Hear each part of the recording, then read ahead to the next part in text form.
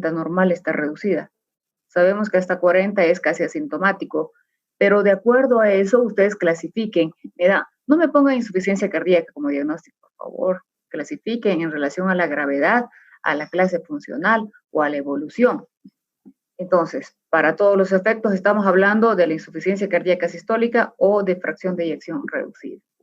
En general, la anoxia patológica o la injuria va a reducir el trabajo del ventrículo izquierdo, que como ustedes saben, está en relación con el volumen minuto. ¿Sí? Inicialmente el paciente es probable que esté asintomático.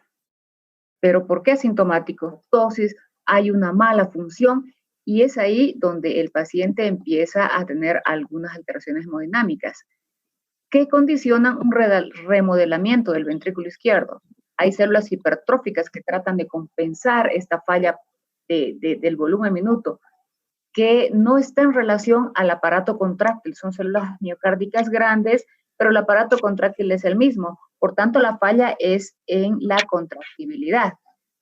Remodelamiento que además va a producir activación más aún que la que ya había del sistema neurohormonal, el sistema renina-angiotensina-aldosterona, sistema simpático. Lo que al final me va a producir un síndrome de falla cardíaca, que va a producir síntomas de fatiga, de congestión, pero no solo eso, no solamente va a afectar la tolerancia al ejercicio, la calidad de vida, sino el número de hospitalizaciones, la morbilidad y la mortalidad. Entonces, basados en este concepto, nosotros tenemos en mente o en claro que la falla sistólica, en este caso, está en la actividad contráctil de la célula miocárdica. Básicamente, mi paciente, por todo lo que acabamos de comentar, tiene una precarga elevada, incrementada, una poscarga incrementada. ¿Qué es la precarga? Precarga. ¿Es el volumen de llenado del ventrículo izquierdo, doctora? ¿Y la poscarga? Es la fuerza que ejerce el corazón para eyectar esa sangre. Eso, ambas están incrementadas. Vámonos a la poscarga. La fuerza que debe vencer el ventrículo izquierdo para eyectar sus 70 cc. Si la presión de la aorta es mucho mayor, aparte de tener insuficiencia cardíaca, no, pues imagínense, ese pobre corazón va a trabajar mucho más. Por eso es que tratamos de que la presión esté normal. No solo eso, sino que el sistema simpático ha incrementado el trabajo del corazón y podemos tener pacientes, además de insuficiencia cardíaca con angina de pecho, o que de base tienen angina de pecho. Vamos, precarga y poscarga incrementada. Entonces, la fuerza de la contracción, ¿cómo estará? La frecuencia cardíaca, ¿cómo está? Elevada. Elevada por el sistema simpático, ¿verdad? ¿Sí? ¿Cuál es el objetivo entonces nuestro?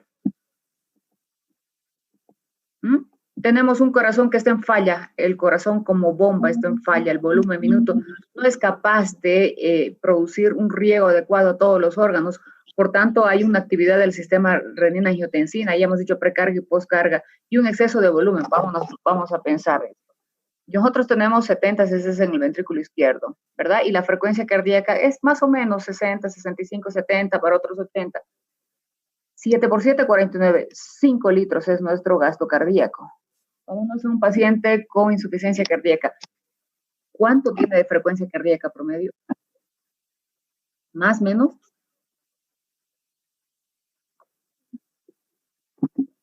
La frecuencia cardíaca está elevada. Está en 90, está en 100. Entonces, 7 por 9. 63. 63. 6.3 litros. Y si fuera 90, sí, 6.5 litros, ¿verdad? Imagínense este corazón en falla, tratando de manejar más volumen sanguíneo que el que puede manejar uno. Entonces, ahí vemos los síntomas de congestión. Se diagnostica a través de los criterios de Framingham, que son 2 criterios mayores o, en su defecto, 1 mayor y 2 menores.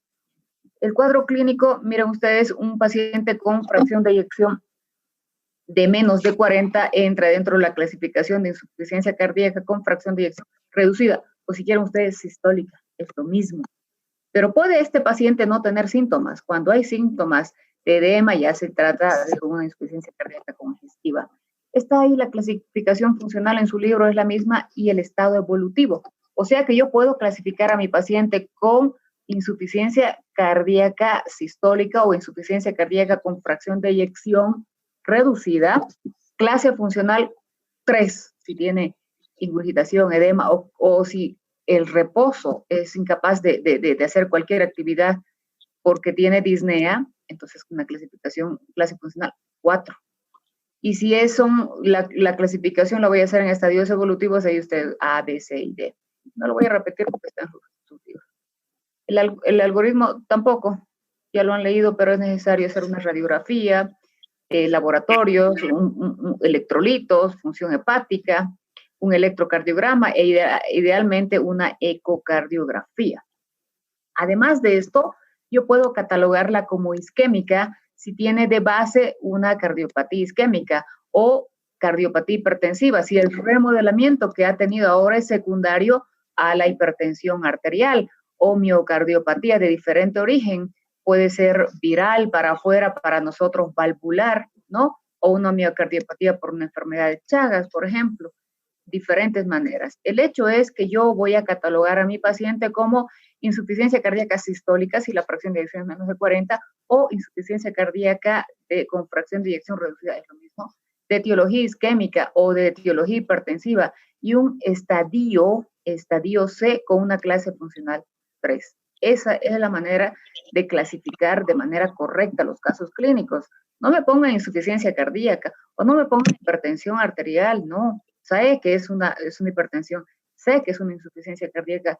Clasifiquemos de acuerdo a la etiología de base.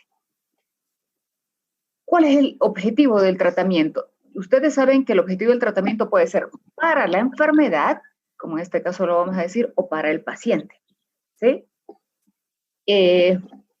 Además de los objetivos de tratamiento, me interesa saber las opciones de tratamiento, por eso estamos aquí, para saber las opciones de tratamiento, sobre todo farmacológico, de la insuficiencia cardíaca sistólica o de fracción de eyección reducida. En general, yo trato a este paciente porque trato de prevenir la progresión de la enfermedad.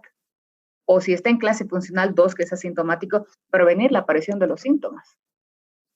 Reducir las tasas de mortalidad, el número de hospitalizaciones, los síntomas y mejorar la calidad de vida. Punto. Los tratamientos son no farmacológicos, que dieta hiposódica, ejercicio físico adecuado, tratamiento farmacológico, tratamiento eléctrico, tratamiento quirúrgico que puede terminar en un trasplante cardíaco, que no es objetivo nuestro. El objetivo de esta clase es el tratamiento farmacológico, aprender el ABC, el tratamiento de ese paciente con insuficiencia cardíaca. Vamos entonces, siempre es importante conocer la fisiopatología que acabamos de mencionarla ahora.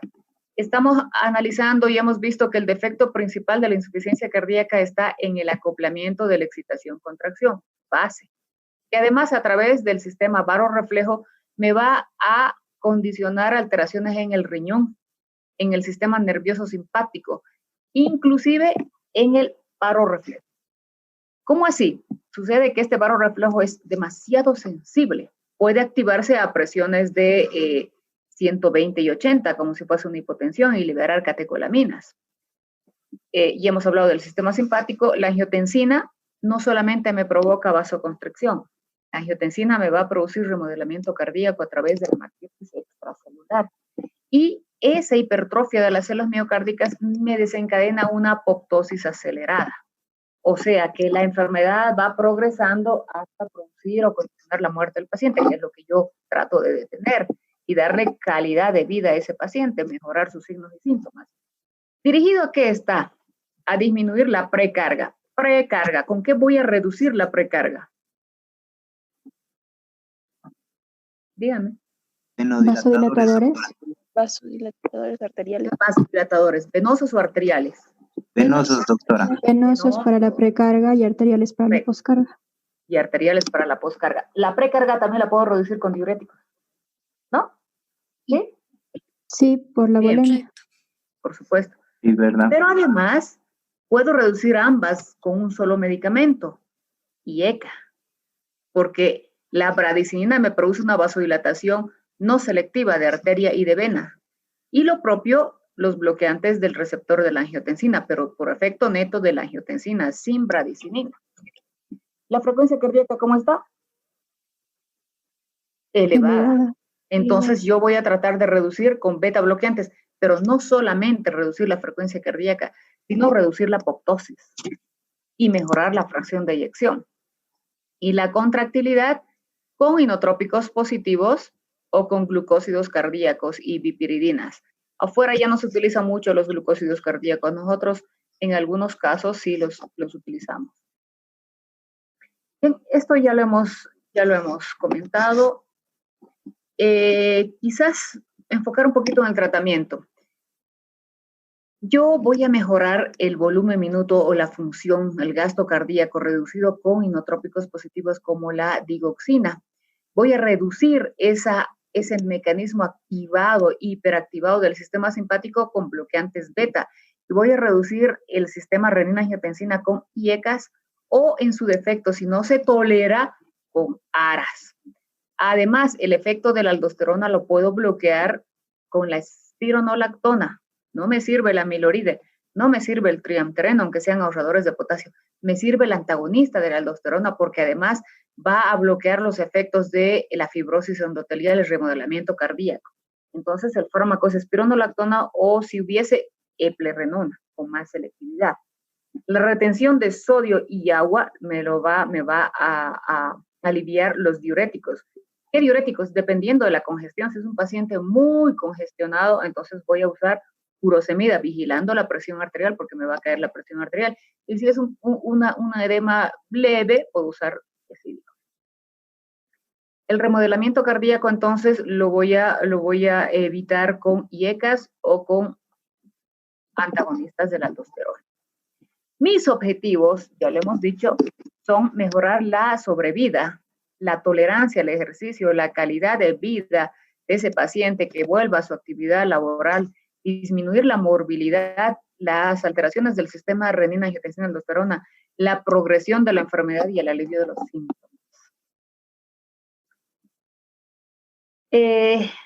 Base del tratamiento son los IECA, no los ARA. ¿Cuándo se administran los ARA? Cuando no se toleran los IECA. Nivel de evidencia 1A. ¿Por qué los IECA? Porque inhiben a la angiotensina 2 al inhibir la peptidildipeptidasa que convierte la 1 en la 2, pero no solo eso, sino que impide el metabolismo de la bradicinina, incrementando la concentración de este vasodilatador mediado por óxido nítrico. Entonces, ¿qué es lo que tengo? No solamente estoy evitando el remodelamiento, no solamente estoy evitando la activación de la aldosterona, no. Además de ello, estoy disminuyendo la precarga y la poscarga de una manera mucho, mucho más efectiva a través de la bradicinina. Precarga y poscarga. Empezamos con los digitálicos. Estos fármacos son tóxicos. Lo primero que debemos comentar de estos es que son muy tóxicos y que tienen un índice terapéutico menor a 10. ¿Qué es el índice terapéutico?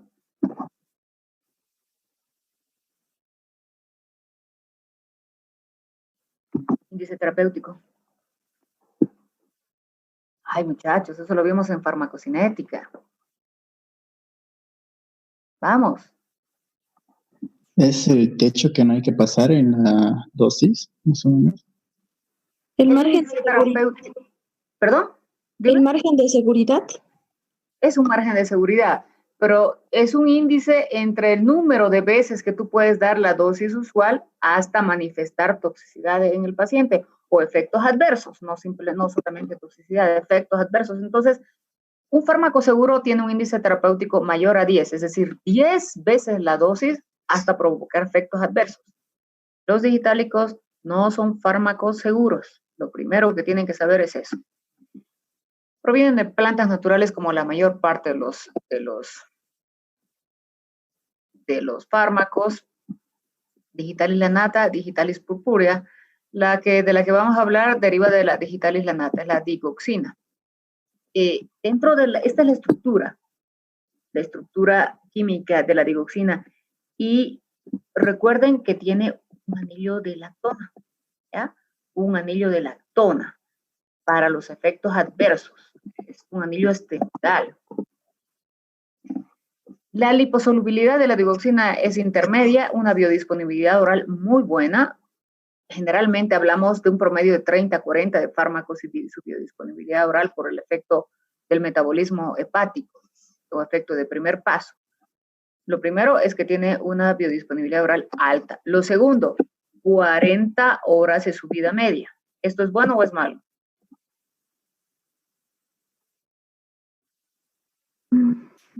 Podría ser malo debido a la toxicidad que tiene. Si no es seguro, es malo que sea tan grande.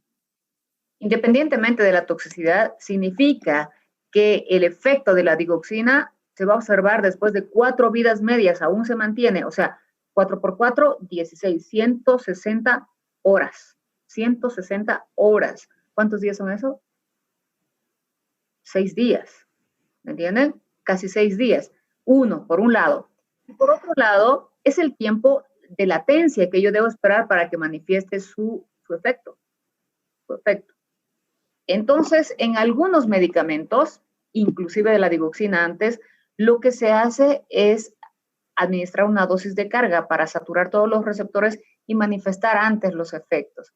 Se hacía antes digoxina, teníamos mucha digoxina para enterarla acá en nuestro medio y lo que hacíamos era una ampolla de 0,25 3 veces al día, cada 8 horas el primer día y saturábamos los receptores.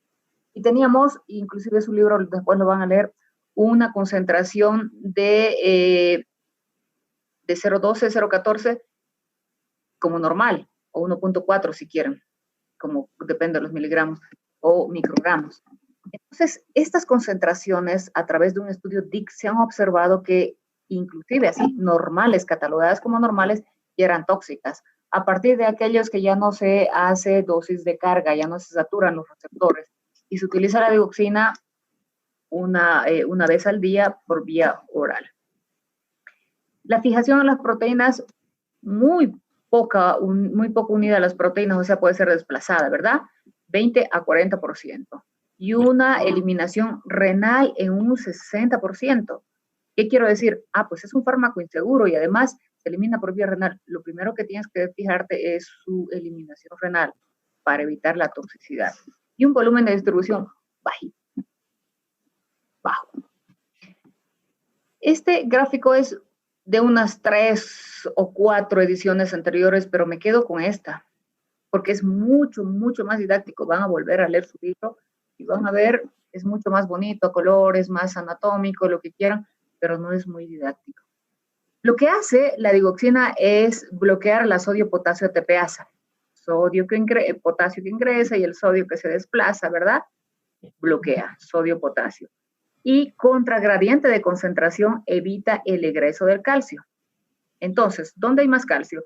A nivel citoplasmático, que luego ingresa al retículo sarcoplásmico y cuando hay una despolarización y apertura de los canales dependientes de voltaje, las fibras de actina y miosina se contraen de manera más efectiva.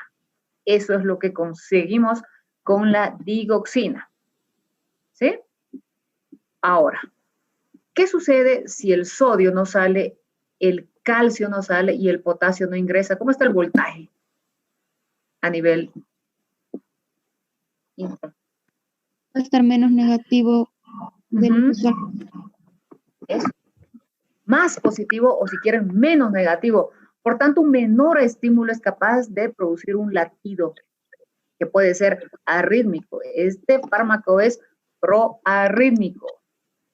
Además de ser de tener poca o escasa seguridad por un margen de seguridad estrecho.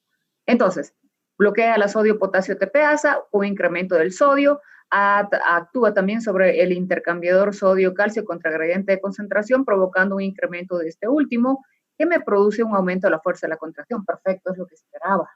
El volumen minuto mejora.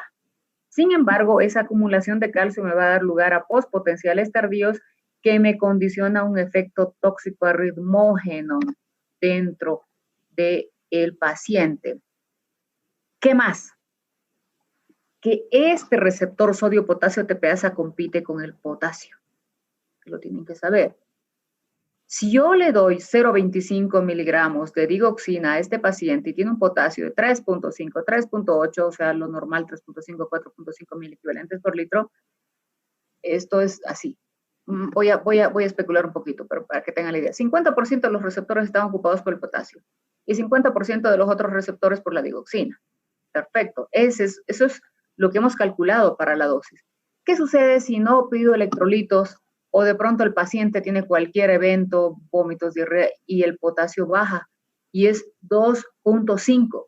¿Cuánto por ciento de los receptores sodio, potasio y TPS se han ocupado o están produciendo efecto? ¿Quién va a producir más efecto, el potasio o la digoxina? La digoxina. La dioxina. La digoxina. Y si tiene estrecho margen de seguridad, estoy con concentraciones y dosis y efecto mayor. Por tanto, mayor riesgo de toxicidad, hipopotasemia. ¿Ya? ¿Qué más dentro de los efectos? No solo eso, sino que este fármaco tiene un efecto vagomimético.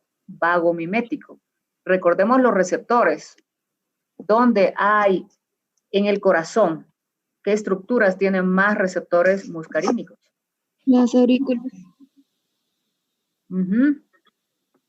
Las aurículas. Por tanto, en todas las aurículas, la respuesta vagal se manifiesta más que la simpática. ¿Qué quiero decir? Que esto torna ideal este fármaco, o favorable si quieren, para las arritmias supraventriculares que además de la insuficiencia cardíaca pudiese tener el paciente. ¿Cómo qué? Fibrilación auricular, flutter auricular. ¿Qué sucede con esto? Primero que lo que hace es no producir una infección de la aurícula, ¿no? Sino que es un temblor la fibrilación.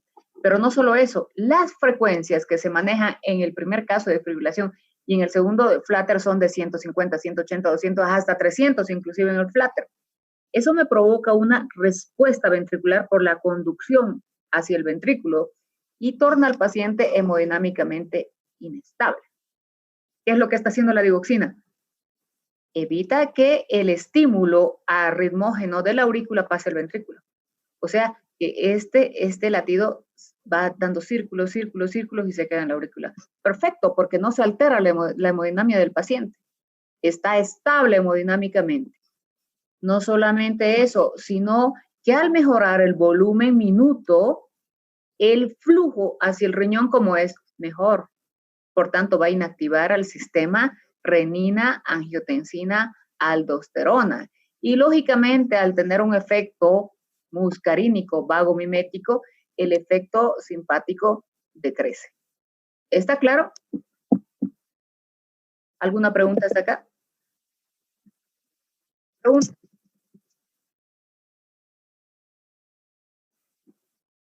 Los efectos mecánicos, ustedes lo saben, ahí está, bien claritos. Aumenta la intensidad de la contracción, incrementa la concentración del sodio, potasio, etcétera, etcétera. El objetivo es que en cerca secuestra calcio citoplasmático, mayor cantidad en el retículo sarcoplásmico. Disminuye la frecuencia sinusal, ya no me pregunten por qué, acabo de decírtelo, pero además aumenta el automatismo ectópico cardíaco, por lo que les he comentado. Prolonga el periodo refractario, acorta la duración del potencial de acción y condiciona postdespolarizaciones tardías, lactioectópicos que pueden convertirse en bigeminismo, en taquicardia o en fibrilación ventricular. Lo favorable, volumen minuto incrementado, fracción de eyección, mayor tolerancia al ejercicio, natriuresis, disminución o inactivación del sistema neurohormonal o humoral, disminuye el efecto simpático, disminuye el sistema renina-angiotensina-aldosterona, mejora el tono vagal y normaliza los barroreceptores arteriales que descargaban catecolaminas a presiones inclusive normales. El problema radica en el estrecho margen de seguridad. Yo tengo riesgo de toxicidad. Por tanto, antes de administrar a mi paciente, debo monitorizar ¿qué? ¿Qué? ¿Su perfil electrolítico? Su perfil electrolítico. ¿No debe tener qué? Hipopotasemia. ¿Qué más? ¿Qué más? Hipercalcemia, hipomagnesemia e insuficiencia renal. Lo primero que debo ver es eso. De pronto para la primera dosis no hay mucho problema, ¿verdad? 40 horas te da chance, pero ya para la segunda dosis debo tener todos los laboratorios. Ahora sí, si tiene mi paciente un potasio de 2, no le vas a dar 0,25, le vas a dar la mitad de la tableta, ¿no? El estudio DIC es el que les comentaba. Sucede que 1.2 y 1.4 nanogramos por decilitro eran las dosis habituales normales. A través de este estudio, que es antiquísimo, pero que aún no modifican las concentraciones plasmáticas adecuadas, algunos libros, incluyendo el CATSUM, no sé si ahora habrán modificado esto, son de 0,5 a 0,8. Este es el límite. Cuando tu concentración es 1 nanogramo por decilitro, ya estamos con concentraciones tóxicas. Entonces hay que hacer una supervisión adecuada. ¿Dónde repercute la intoxicación digitálica? Es o tiene en su estructura un anillo esteroidal, ¿se acuerdan? Que les decía, ¿sí? Entonces atraviesa la barrera hematoencefálica y actúa en el área postrema. Por un lado, puede condicionar náuseas, vómitos.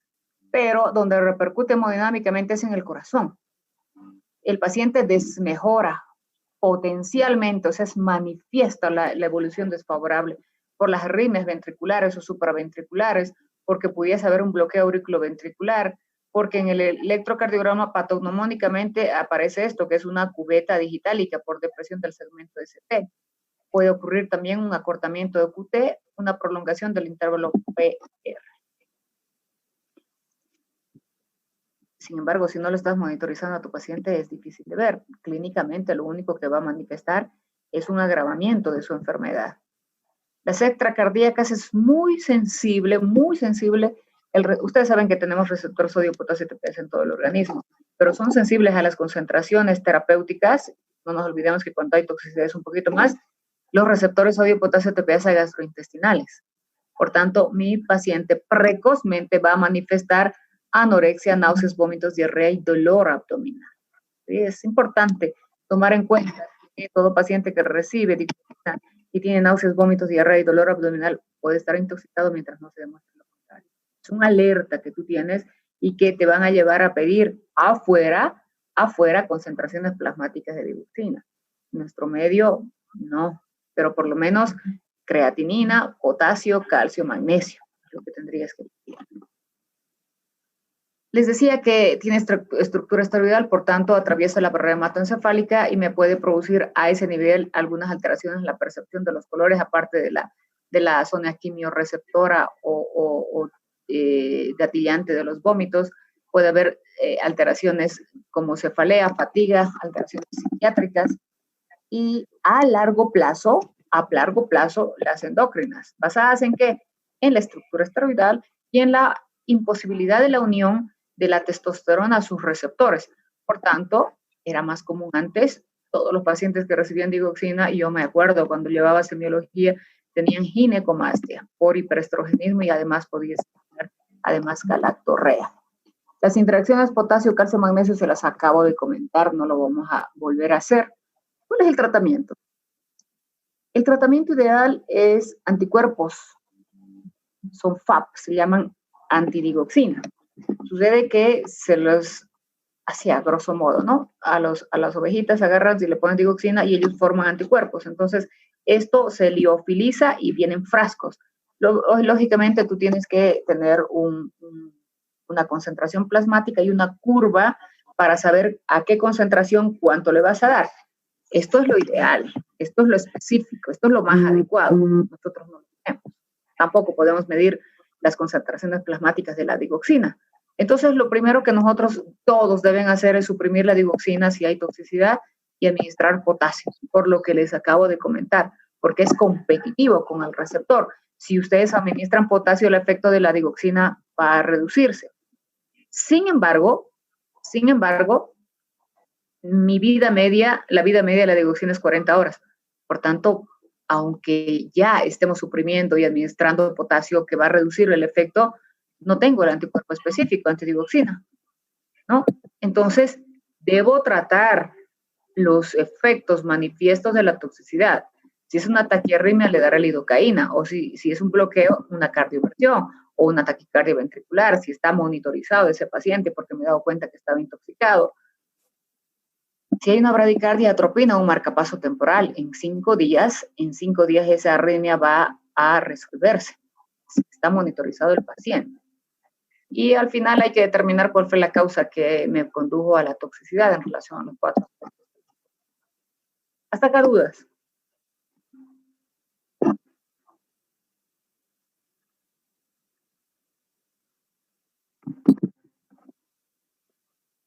Hay fármacos que disminuyen la concentración de la digoxina y otros que aumentan.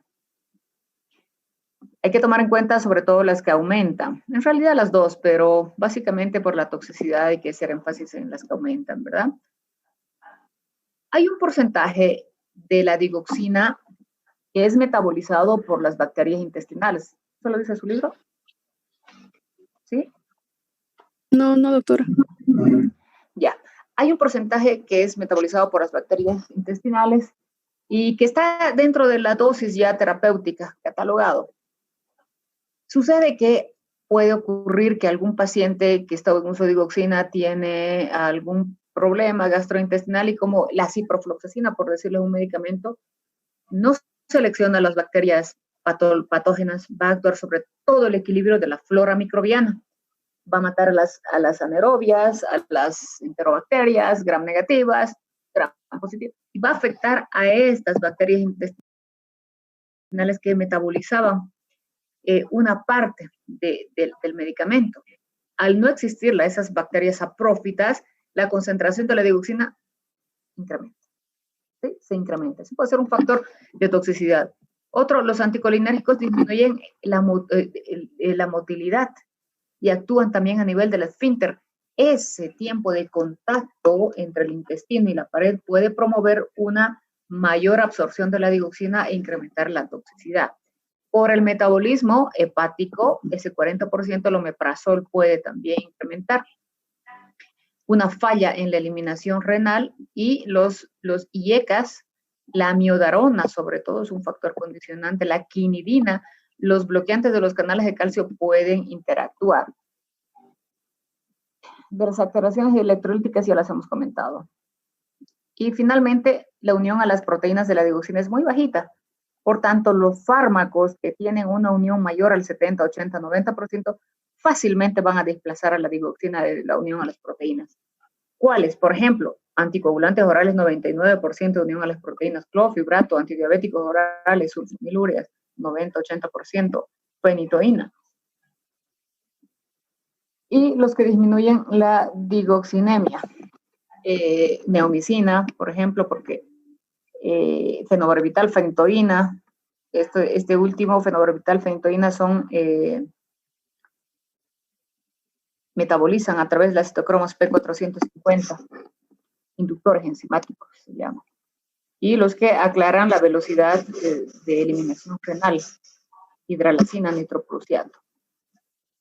Vamos a indicaciones. Ese es un fármaco que evidentemente podría producir algún alivio de la sintomatología. Sin embargo, no es seguro. Sin embargo, puede producir toxicidad. Es arritmógeno, además de no ser seguro. Por tanto, tiene indicaciones específicas. Vamos. La indicación de primera línea, insuficiencia cardíaca con fibrilación auricular. Punto. Si este paciente está con una fracción de eyección reducida, congestionado, congestivo y además tiene fibrilación, es candidato a una digoxina, a recibir digoxina. No de primera línea, de segunda línea o después de la de primera línea, llámenlo como quieran, insuficiencia cardíaca con tercer ruido. ¿Qué me traduce el tercer ruido?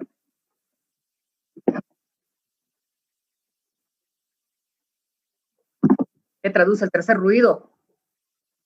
Muchachos, por favor, ya han llevado fisiopatía. ¿Cierre de válvulas seminales? ¿Qué? Cierre de válvulas seminales. Auricular. Ya no he escuchado, pero ¿qué traduce hemodinámicamente entonces? Ya está, seguramente debe estar bien porque ustedes son muy buenos, saben, harto. Entonces ya saben qué traduce el tercer ruido. Fisiopatológicamente me traduce una descompensación de la insuficiencia cardíaca, pero no es una indicación de primera línea, no, porque es tóxico, porque es arritmógeno. Y de última línea, una insuficiencia cardíaca que no mejore a los fármacos de primera línea. ¿Cuáles son los fármacos de primera línea? IECA, o ARA, o diuréticos. Cuando tiene hipersensibilidad a los IECA, edema angioneurótico ha presentado, cuando le provoca hipotensión severa un ARA, y cuando no tolera la furosemida porque tiene hipersensibilidad a sulfonamidas, o sea, nunca va a haber un paciente así, pero ese es el protocolo que hay que seguir. Cuando no tolera estos 3 fármacos, pues ahí podríamos darle isosorbida o dinitrato de isosorbida más hidralacina, ¿verdad? En último caso. Inclusive si el paciente no tolera a la hidralacina, que disminuye la postcarga, y al dinitrato de isosorbida, que disminuye la precarga, recién ahí podríamos pensar en darle digoxina. ¿Cuándo? Nunca. Pero por protocolo lo mencionamos, ahí está. Otros sinotrópicos positivos, estos se administran, tienen un efecto menos latencia, si quieren, actúa más rápido, pero no lo tenemos acá. Son básicamente un poquito tendientes a un paciente descompensado más agudo, digamos. Milrinona. Estos fármacos también aumentan la entrada de calcio al corazón durante el potencial de acción, pero a través de la isoforma 3 de la fosfodiesterasa. El potencial arritmógeno es mucho menor, ¿ya? Lo voy a administrar solamente cuando es una descompensación severa de la insuficiencia cardíaca congestiva que no ha revertido con el tratamiento de primera línea, o una insuficiencia cardíaca aguda.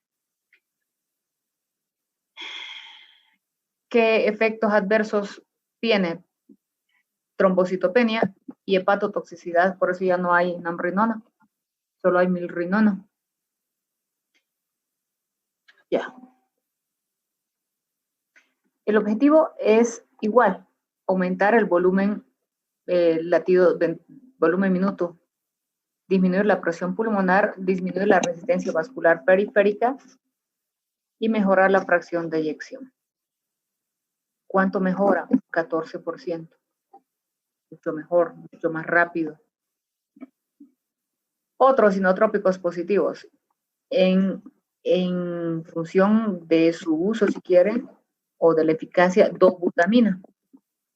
Dobutamina, ¿se acuerdan de la dobutamina? ¿Sobre qué receptores actúa? Dobutamina.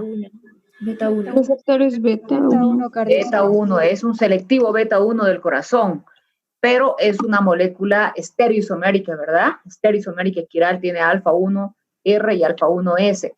Por ese lado puede incrementar la hipertensión arterial o la precarga y la postcarga. Por tanto, te resuelve un problema agudo, pero no lo puedes utilizar por un largo tiempo o a largo plazo. Este se administra por goteo continuo y siempre con paciente monitorizado por los riesgos que pudiese tener hipertensión o alteraciones hemodinámicas. En segundo lugar, después de la dobutamina, si ustedes quieren, dopamina. ¿Por qué? Porque tiene receptores alfa, receptores a dosis alta, receptores beta a dosis intermedia y receptores dopa a dosis bajitas. ¿Cuál es el efecto que yo quiero? El beta. ¿Sí? El beta. Sin embargo, si la dosis se incrementa un poquito más y tengo efecto alfa, puedo tener un incremento de la precarga e incremento de la postcarga. Por eso está después de la dobutamina, por los potenciales efectos. Y ahí están los otros fármacos sinotrópicos, histaroxima, levosimendan, que ya se aplica, ¿verdad? Que no los vamos a comentar mucho. Todos, excepto el último, incrementan la respuesta al calcio en el corazón, que es lo que buscamos en este tipo de pacientes. En relación a los diuréticos, vamos a recordar que existen diuréticos de techo alto, de techo intermedio y de techo bajo. Vamos a escoger el diurético adecuado para cada uno de los pacientes, para la clase funcional en la que se encuentra. Si es una clase funcional 4 o 3, no, pues furosemida, porque tiene techo alto. ¿Sí? Y ver si hay o buscamos el bloqueo secuencial. Si tiene un edema leve, entonces diurético tiazídico.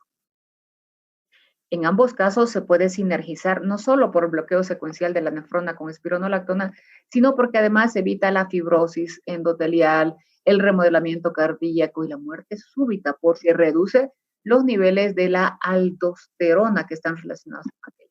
Bien. Ya sabemos qué efecto tienen los diuréticos. Furosemida, entonces, cuando hay un paciente demasiado congestionado, una anasarca. Anasarca es un edema generalizado. Obviamente, si está así, vamos a administrar por vía parenteral. Si hay más criterios de gravedad, pero con una presión normal, a goteo continuo. Podemos administrar 200, 180, 160 miligramos de furosemida y diluir en un suero y administrar 24 horas y la diuresis va a ser permanente, ¿no? Siempre evitando una mayor, no producir diuresis mayor a 1.5 litros. Ya. Hidroclorotiazida 25 cada 12 o cada 24 horas. Los ahorradores de potasio tenemos 2, espironolactona y leplerenona. Generalmente no pasamos de 25 miligramos cada 24 horas, una dosis máxima de 50 miligramos. Eplerenona tiene la misma dosis, 25 miligramos cada 24 horas o una dosis de 50 cada 24 horas.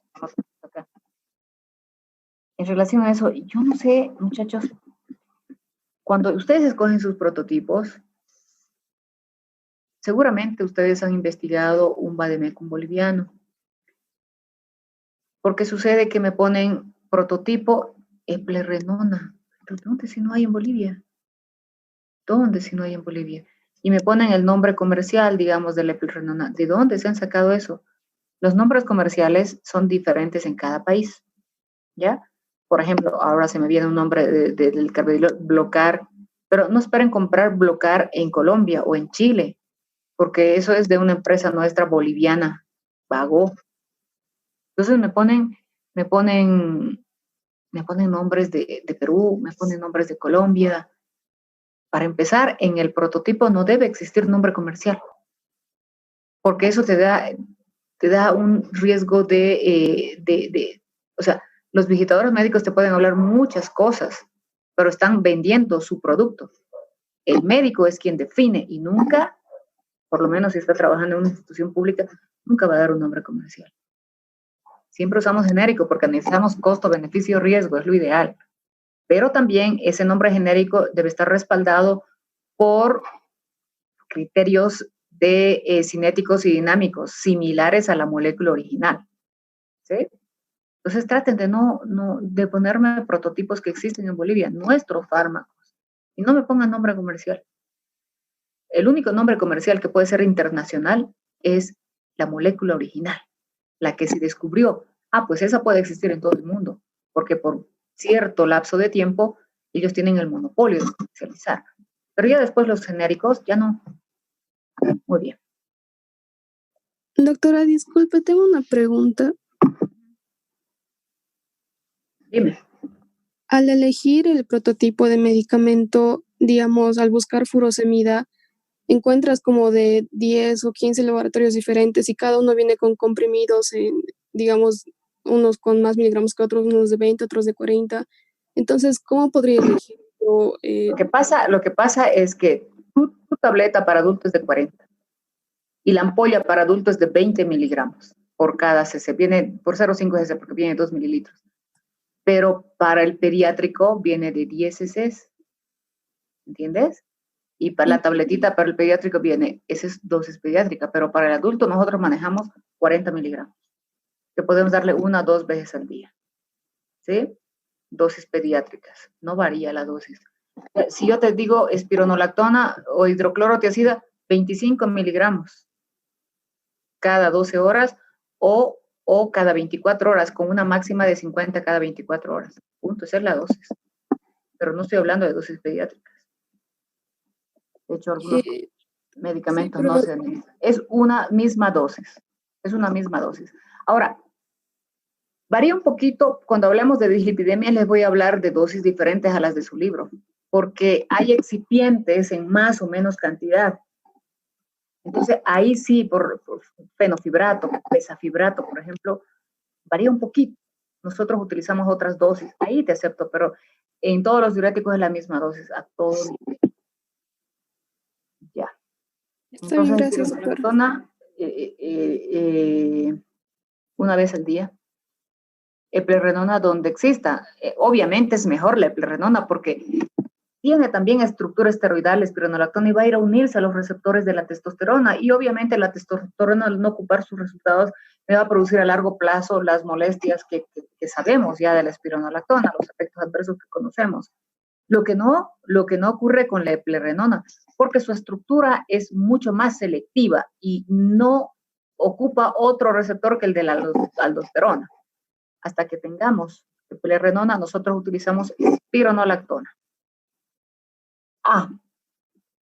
Ya entendí lo que me estaba preguntando. Espironolactona obviamente viene para la insuficiencia cardíaca de 25 y de 50, no más.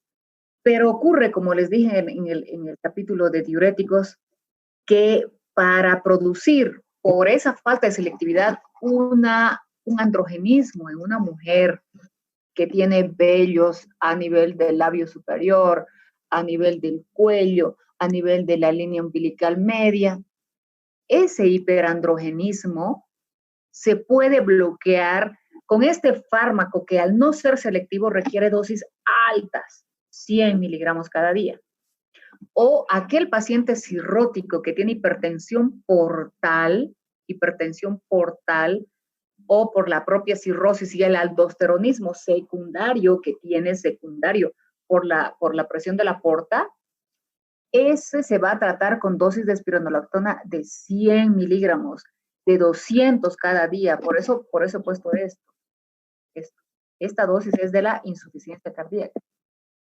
Si fuera a haber cirrosis, si estuviera en el tema de diuréticos cirrosis, dosis 100 miligramos cada 12 horas, o si estuviera con hiperandrogenismo, entonces en este caso voy a utilizar 100 hasta 200 miligramos día.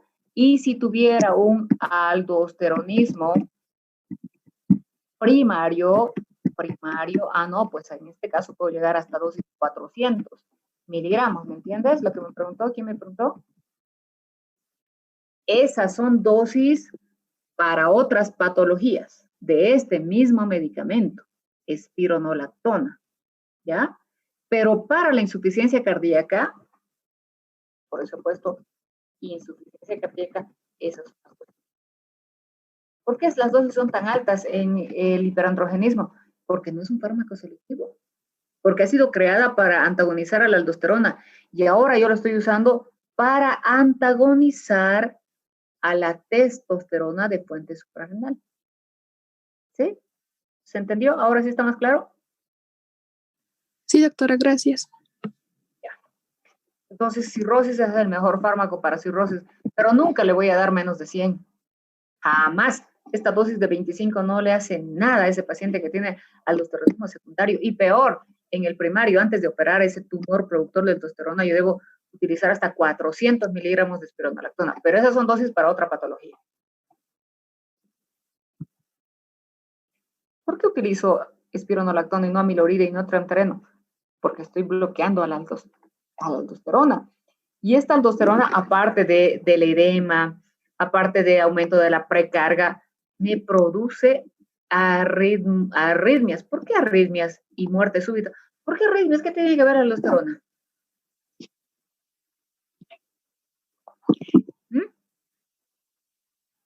¿Va a causar fibrosis en el corazón? No. Porque va a producir disturbios a nivel de los electrolitos. Porque al aumentar el volumen... Hipopotasemia, eso es lo que me va a producir las arritmias. Hipopotasemia, hipomagnesemia. ¿Ya? Entonces yo utilizo espironolactona porque quiero evitar esa arritmia que me va a producir muerte súbita, porque quiero evitar el remodelamiento, porque quiero evitar la morbilidad de mi paciente. Por eso utilizo espironolactona y no y no amiloride o triamtereno. Estoy antagonizando a la aldosterona. Base del tratamiento, IECA.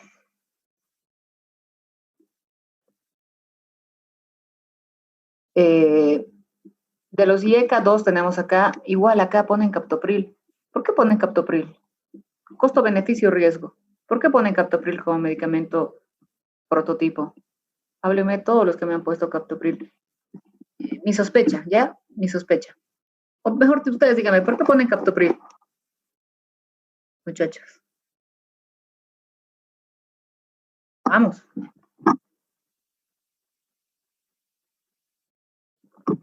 O abro ahorita sus mapas y les digo quién puso captopril. ¿Por qué han puesto captopril? Porque no es un profármaco, sería, doctora. O sea, ¿por qué han puesto prototipo? O sea, prototipo es tu mejor medicamento para tratar a ese paciente. ¿Por qué han puesto captopril? Los que han puesto, ya, pues explíqueme. Yo les digo... Yo puse enalapril, doctora. Está perfecto enalapril. Pero hay gente que me ha puesto captopril. ¿Por qué? Porque han copiado de otro grupo. Así se los digo, francamente. Han copiado de otro grupo. No han hecho su análisis de grupo. No han visto la eficacia.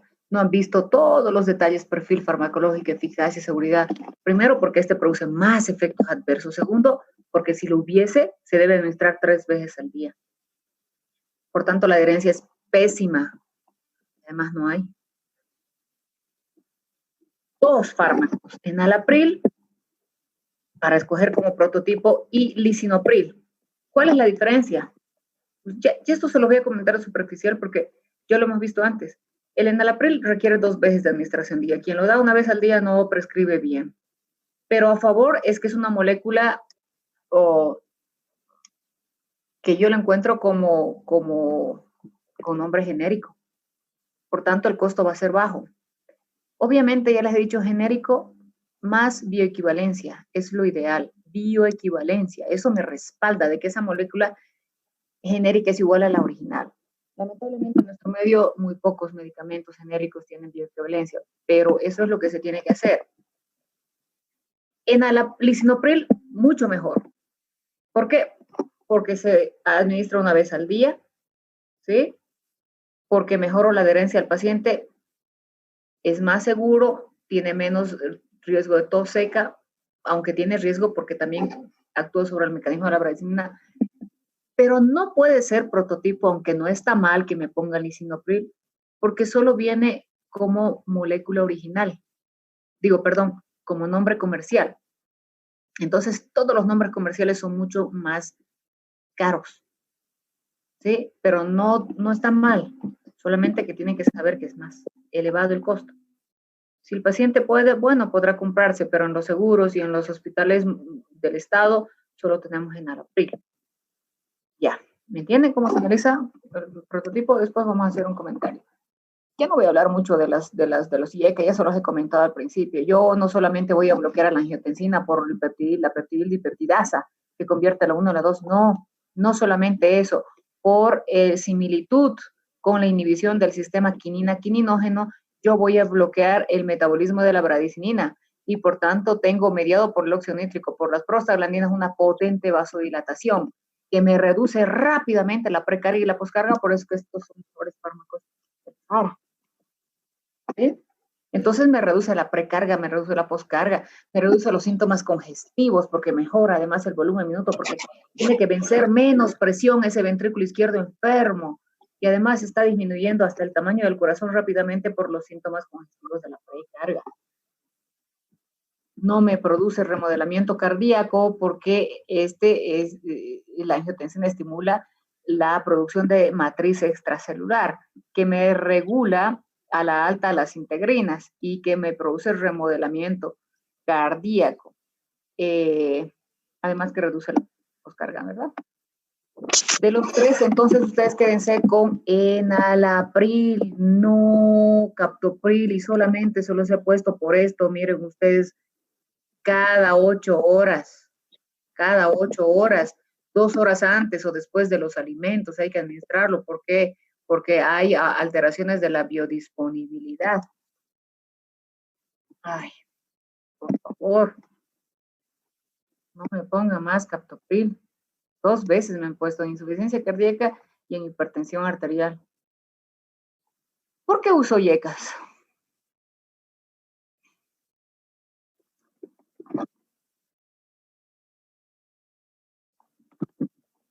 Porque tienen muy pocos efectos adversos, doctora.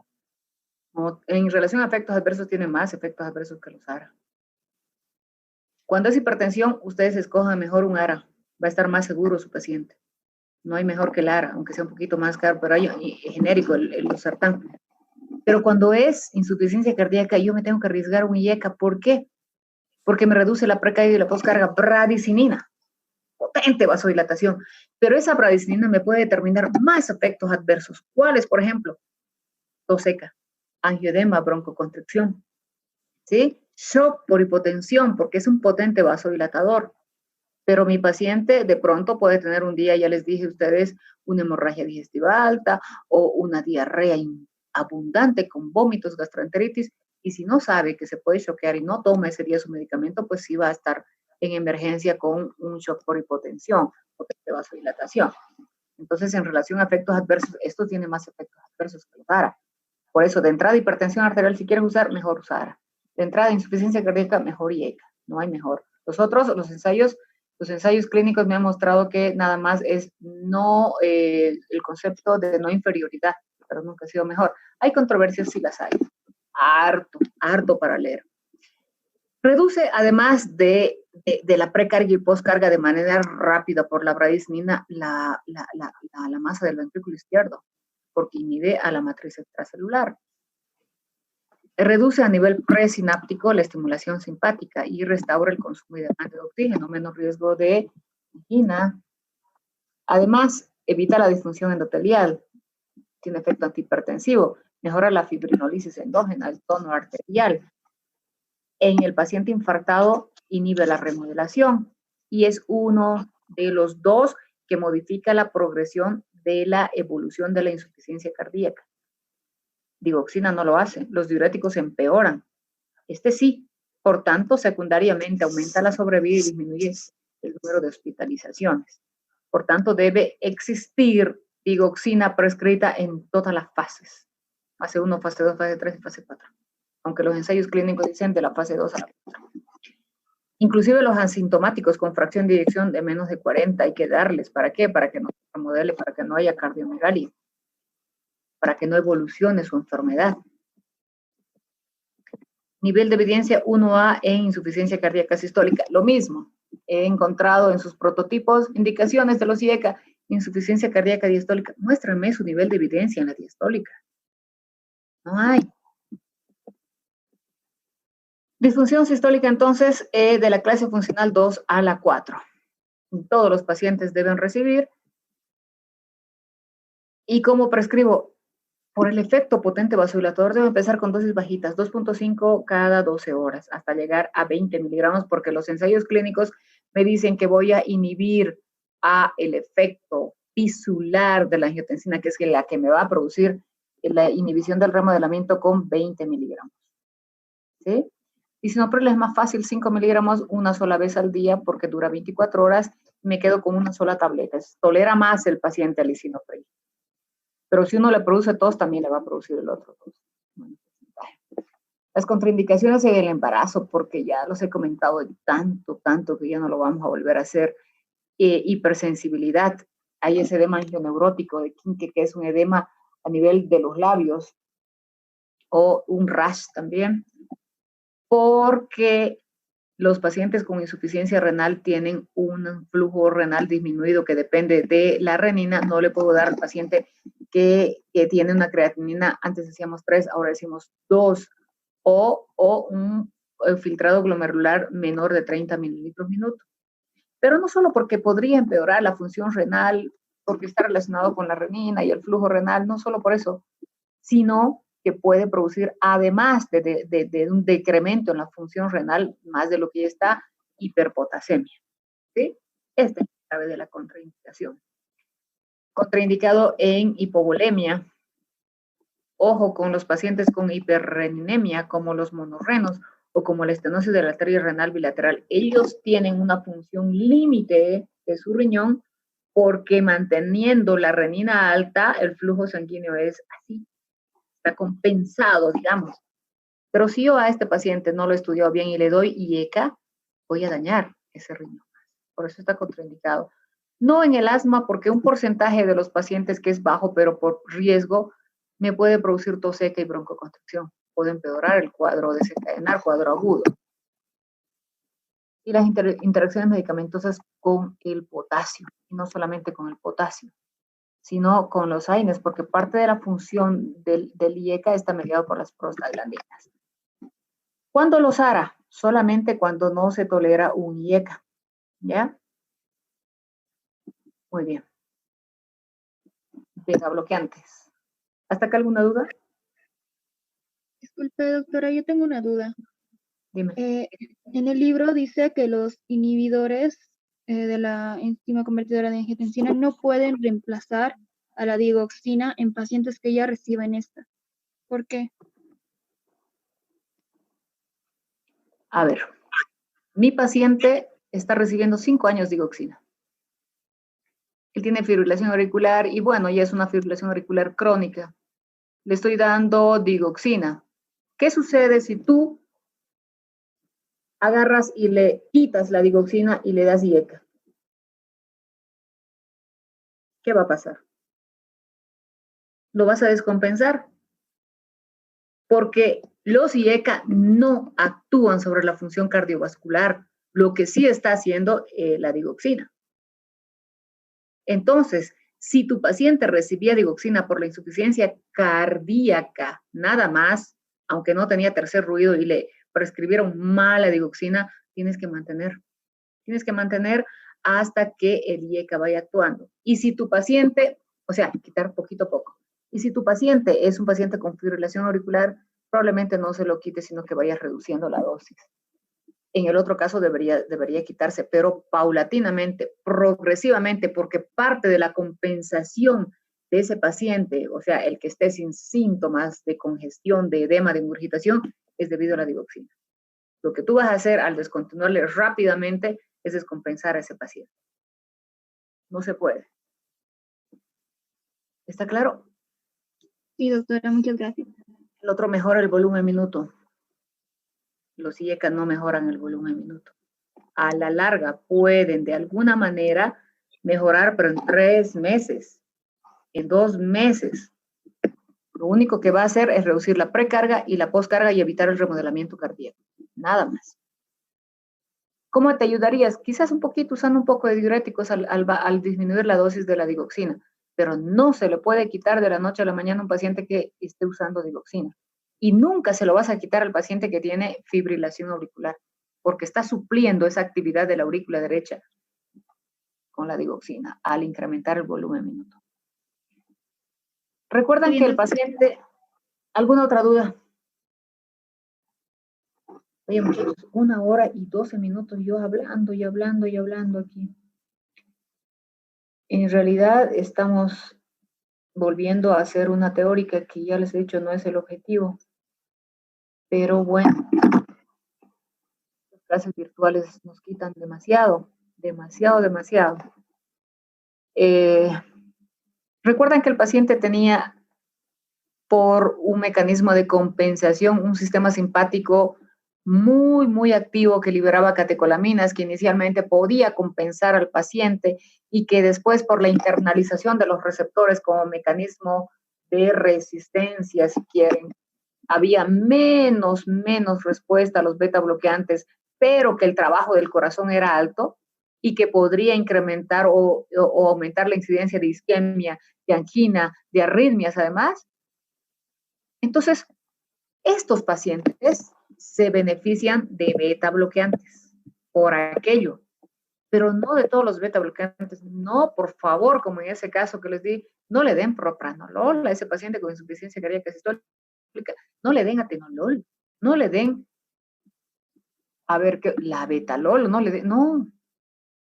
Para insuficiencia cardíaca sistólica o con fracción de eyección reducida, los únicos beta bloqueantes que yo puedo utilizar son carvedilol, metoprolol, bisoprolol y nebivolol. Más aún, ninguno, ni siquiera estos 4 puedo utilizar en un paciente con ingurgitación yugular, edema de miembros inferiores, porque lo voy a descompensar, porque parte, igual que como la digoxina, parte de ese efecto está mediado por el sistema simpático, de su regulación, de su compensación. Entonces, primero tendré que usar diuréticos, voy a estabilizar a mi paciente, lo voy a controlar, que pase 1 mes, 2 por seguridad, hasta 2 meses, y recién empiezo a usar beta bloqueantes. Solamente en esos casos puedo utilizar beta bloqueantes. ¿Cuál es el objetivo? Pues reducir el tono simpático y con ello mejorar la regulación de los receptores que había remodelado o tenía una regulación a la baja. Up regulation es lo que estoy buscando. Que vuelvan a responder a las catecolaminas, que reduzca el riesgo de arritmia, de isquemia, de infarto, que reduzca la fibrosis miocárdica y que reduzca la apoptosis por el trabajo excesivo de las células. A largo plazo, mínimo 3 meses, incrementar la fracción de eyección del ventrículo izquierdo. ¿Sí? A largo plazo. Siempre que hablamos de farmacología clínica, hablamos de niveles de evidencia. Y cuando hablo de niveles de evidencia, debo hablar de ensayos clínicos. Estos son los ensayos clínicos que me avalan y me respaldan el uso de estos fármacos en la insuficiencia cardíaca. Clase funcional 2 a la 4, igual que los IECA. Independientemente de la etiología de la insuficiencia cardíaca. ¿Ya? Entonces, debo usar y beta bloqueantes además del uso de los IECA. No le voy a quitar los IECA, ¿no? Los 4 fármacos que les acabo de comenzar, teniendo en cuenta que no puedo prescribir beta bloqueantes a un paciente descompensado con síntomas congestivos. Debe estar estable por lo menos 1 mes. Si es mejor, si es más, mejor. No en paciente con asma, no en paciente con bloqueo auriculoventricular, no en paciente con bradicardia. No, son contraindicaciones de los beta bloqueantes. Así sean estos 4, el efecto adverso se va a mantener. Hay que titular. ¿Qué significa? Que estoy bloqueando el sistema simpático. En un corazón que no funciona adecuadamente como bomba. Por tanto, si yo le doy las dosis plenas que requiero para mejorar la función de eyección, para evitar el remodelamiento, ese paciente se va a descompensar. Entonces lo vuelvo tolerante. Eso se llama dosis pausadas, larvadas, poco a poco. Titulación se llama, titulación. Y empiezo con dosis bajitas, ahí están ustedes, las pueden leer, y voy cada 2 semanas incrementando, hasta volverlo tolerante y usar las dosis que los ensayos clínicos me han dicho que van a evitar el remodelamiento cardíaco y que van a mejorar la fracción de eyección. Estos son los ensayos clínicos porque es medicina basada en evidencias, no lo que dice la comadre Panchita. Las contraindicaciones de los beta bloqueantes están ahí, apréndaselas de memoria, porque no solo es para hipertensión, porque no solo es para el sistema simpático que les puedo preguntar, apréndanse de memoria las contraindicaciones. Cuando no tolera un beta bloqueante, ¿dónde se encuentra? No en nuestro medio ivabradina, ¿sí? Entonces, el requisito es que tengan nodo sinusal y que no toleren esas dosis bajitas de beta bloqueante. En esos casos, entonces, yo puedo utilizar ivabradina. Estos son los ensayos clínicos que me respaldan el uso de este medicamento. Lógicamente que ahí están los beneficios, pero no lo tenemos. Punto. Ese es el tratamiento efectivo. Son esos 4 fármacos nada más. Sin embargo, si mi paciente no tolera IECA ni ARA por hipersensibilidad, por tos seca, por hipotensión, apelo a otros vasodilatadores, 2 en realidad, uno venoso y uno arterial. Hidralazina arterial y un venoso dinitrato disosorbide. Cuando no tolera los IECA y los ARA, ¿ya? ¿Qué va a hacer? Disminuir la precarga y la poscarga. Eso. Miren, la progresión de la enfermedad, la progresión o la prevención, ninguno de los que hemos comentado hasta ahora, con excepción de los IECA, puede mejorar. Todos lo único que hacen es un tratamiento sintomático. ¿Qué mejoran los diuréticos? Los síntomas congestivos. Nada más. ¿Qué mejora la digoxina? Los síntomas congestivos. De alguna manera puede reducir la activación del sistema renina-angiotensina-aldosterona porque el volumen minuto mejora, a nivel de la arteria renal el riego es mejor, pero la prevención o la progresión de la enfermedad sigue igual. Los inotrópicos pueden incrementar la mortalidad y no tienen ningún efecto en la prevención o la progresión de la enfermedad. Los nitratos mejoran los síntomas también, pero únicamente de los que hemos hablado, los IECA y también los beta bloqueantes son los que pueden evitar la progresión de la enfermedad. Ahí están los niveles de evidencia y las indicaciones. Por favor, esto es solo para la insuficiencia cardíaca sistólica o con fracción de eyección reducida.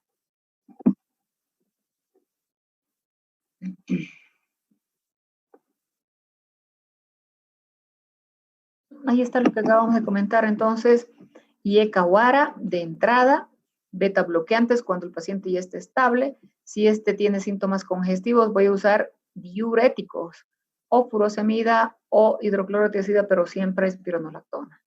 ¿Sí? Siempre espironolactona, por lo que comentamos. Digoxina solamente en caso de fibrilación auricular o tercer ruido cardíaco o una malevolución con síntomas persistentes, tercer ruido cardíaco. Ivabradina cuando no tolere el beta bloqueante y cuando no tolere ni IECA ni ARA, hidralazina. ¿Sí? Ahí están las recomendaciones para que ustedes la lean un poquito. Esto es para la farmacología clínica nada más. Insuficiencia cardíaca aguda. Este paciente con insuficiencia cardíaca con fracción de eyección reducida de pronto puede tener una descompensación porque tuvo un proceso infeccioso, porque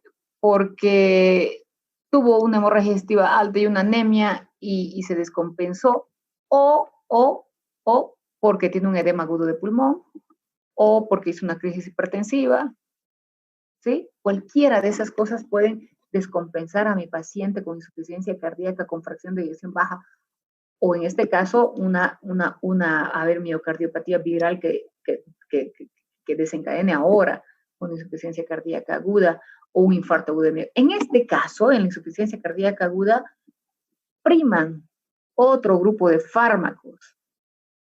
Todos se administran por vía parenteral. El paciente está mal, está disneico, tiene edema, tiene dolor de pecho. Nosotros clínicamente nos basamos en una clasificación de Forestier. ¿Qué es esta? Entonces, pacientes tibios y secos, pacientes fríos y secos o pacientes tibios o fríos y húmedos. En estos casos, lo que vamos a utilizar son vasodilatadores y en estos otros, ¿qué vamos a utilizar? Vasopresores, para eso se hace la clasificación.